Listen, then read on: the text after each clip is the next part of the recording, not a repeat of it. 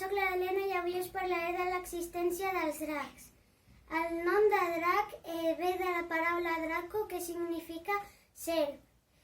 De les llegendes europees pensaven que els cocodrils eren dracs perquè arribaven a mesurar a 6 metres de longitud.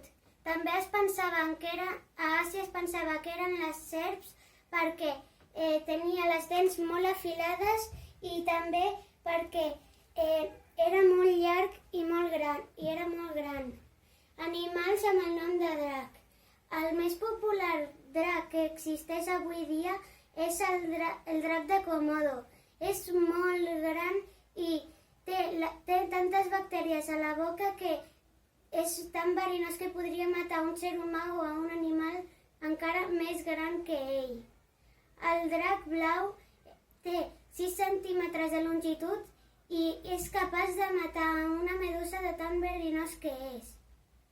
També hi ha moltes plantes tòxiques, com per exemple el Draco Milenario, que és de les Illes Canàries, que fa molts anys que existeix.